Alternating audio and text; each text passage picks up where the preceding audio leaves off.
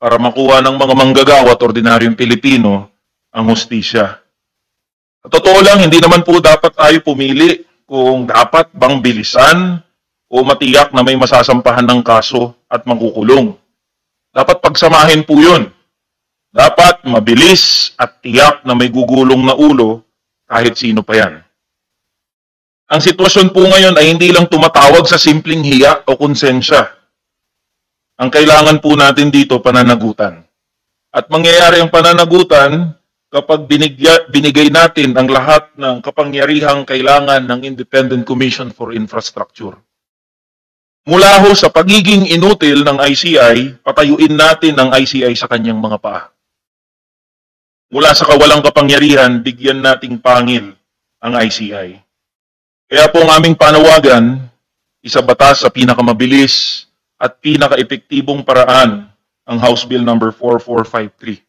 Let us provide the Independent Commission for Infrastructure all the legal arsenal it needs para po mahabol at mapanagot ang lahat ng sangkot dito sa flood control anomaly. Yun lang po, maraming salamat po, Mr. Chair. Thank you, Congressman San Fernando.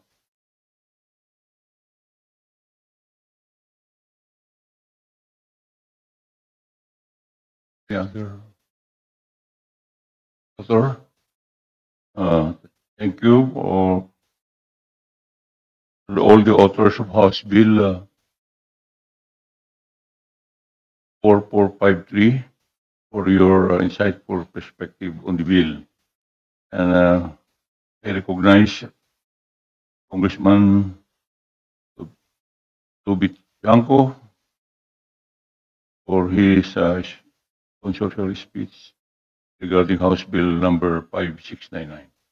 Congressman Bianco, you're recognized. Yes, thank you, Mr. Chairman. Mr. Chairman, I joined the explanatory messages and the manifestations of all our colleagues who have previously spoken regarding their bill. No? I filed this bill after observing the ICI and after being invited there twice. No? So doon sa pag-imbita po sa akin, nakita ko po yung mga kailangan lang po there. At meron din ako nakitang mga kailangan idagdag doon sa panood ko ng unang hearing nila doon sa Senado. At yan po yung dinagdag natin. No? Unang-una dito, yung 3 miyembro, instead na 3, pinadagdagan po natin ng 2 pa, yung representative ng academe at representative ng NGO. What I forgot to indicate in my bill, which I hope the chairman and our colleagues will consider, is yung 3 present members, the chairman, who is former Associate Justice of the Supreme Court, Andres Reyes, former DPWH Secretary Babe Singson, and country managing partner of SGB, Ma'am Rosana Fajardo. They have a holdover capacity, no? Kasi nasimulan na nila yung investigasyon. So sana naman, pag gumawa tayo ng bill, hindi ko ito nasama dito, na silang 3 ay may holdover capacity. At dadagdag na lang dito is yung representative ng academe at saka representative ng NGO, no? Nakita rin natin na minsan, tulad na nabanggit ng ating mga kasamahan, binabaliwala po yung sabina ng ICI. Kaya minumukahi po natin na bigyan sila ng power of direct or indirect contempt. No? Nakita rin natin na yung ibang mga gusto nilang imbestigahan ay lumisan at umalis sa ating bansa.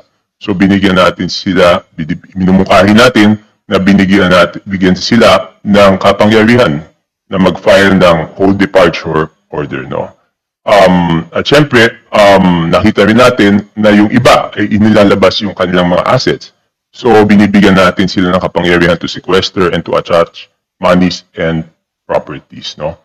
At ito po, liliwanagin ko po, ito po ay hindi duplication ng trabaho ng ombudsman o DOJ, kung hindi tulong sa kanilang kapangyarihan.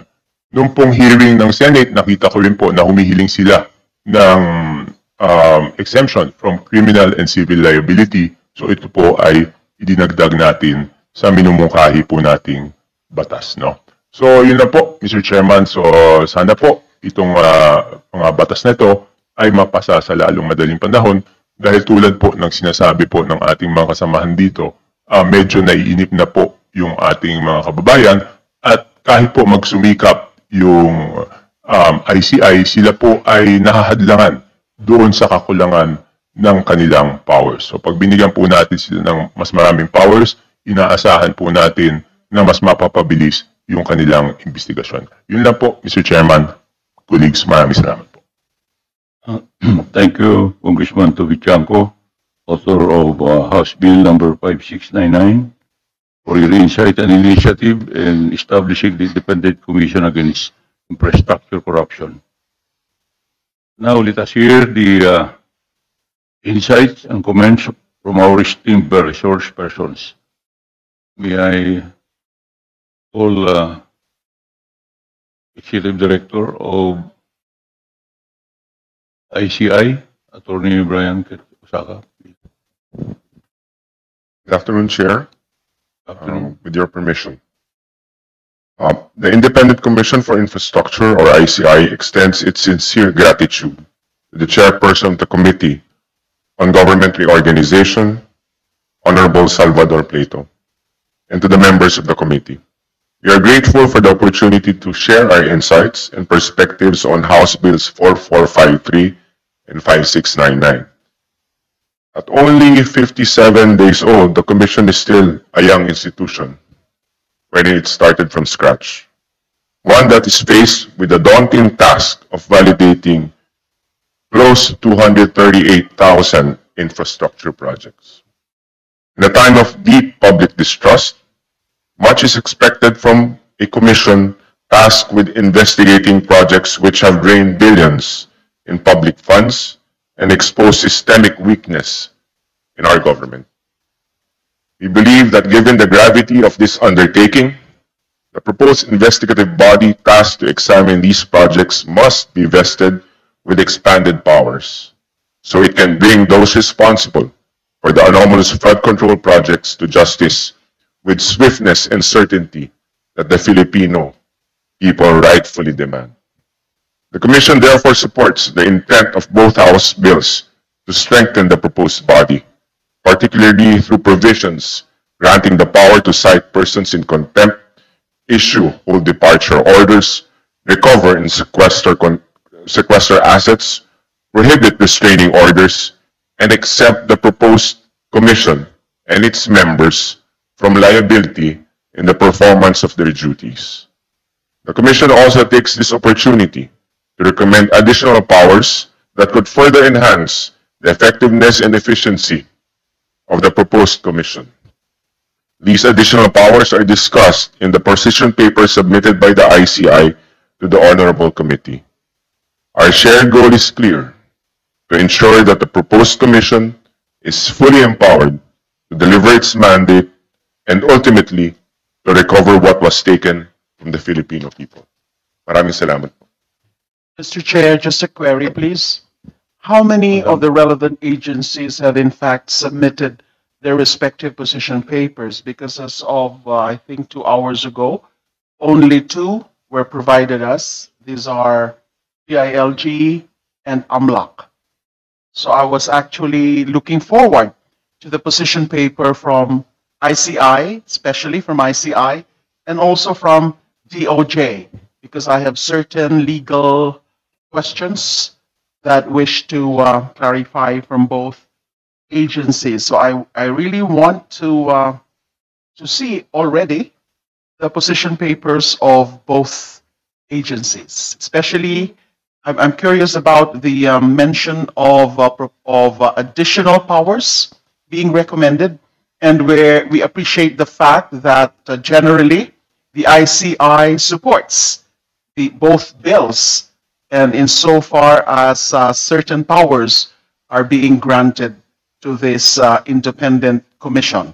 But I'm curious about the additional powers that they wish to propose, because yan po ang pinaka-importante. Ano pa ho ba yung kulang sa dalawang bills na pwede nating i-consider para mas lalong maging malakas, effective at independent itong ating ICAIC.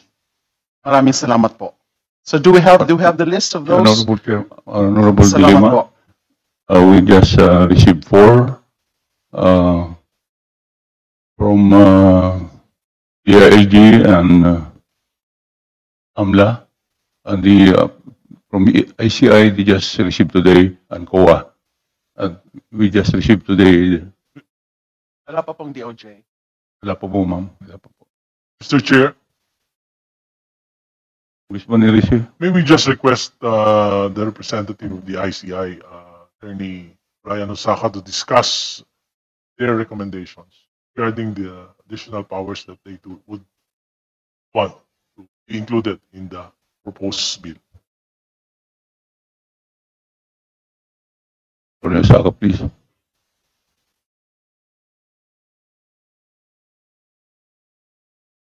With the permission of the chair, may I go over the submission of the ICI?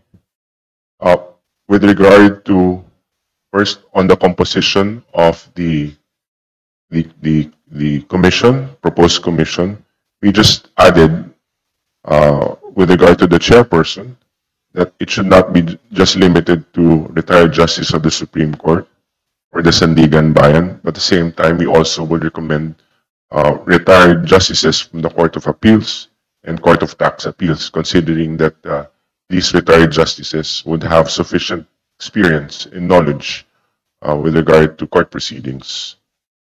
We also added in paragraph number 2, with regard to the licensed civil engineer, we added architect, just so as to expand the choice for the commission.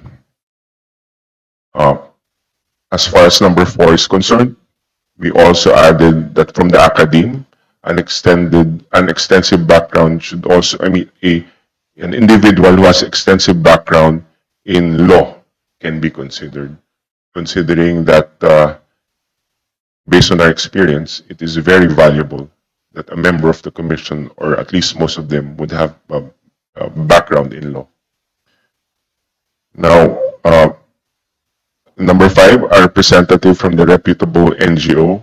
We just added that which has the primary purpose and or expertise on disaster risk and management. All right.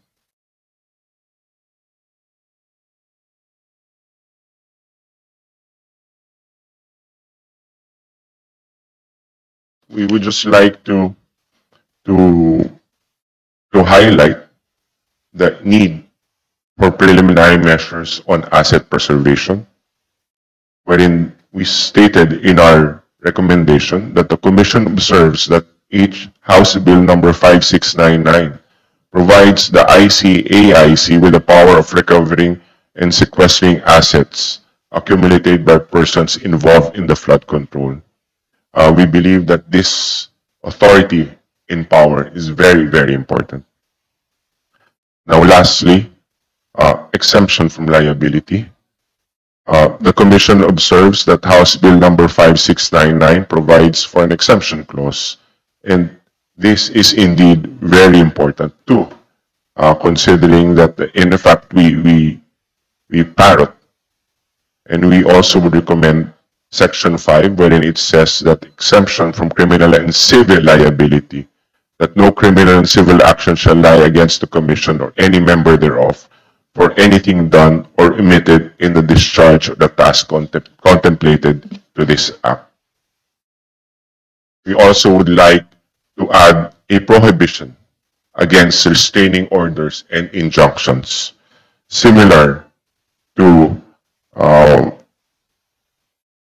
Section 4 of RA number 8975, wherein it should state that no court except the Supreme Court shall issue any temporary restraining order, preliminary injunction, or preliminary mandatory injunction against the Commission, its members, and the Secretariat with respect to any matter or act with the Commission's mandate, including the conduct of any hearing or proceedings, the pursuit of investigation, and the filing and handling of criminal administrative cases.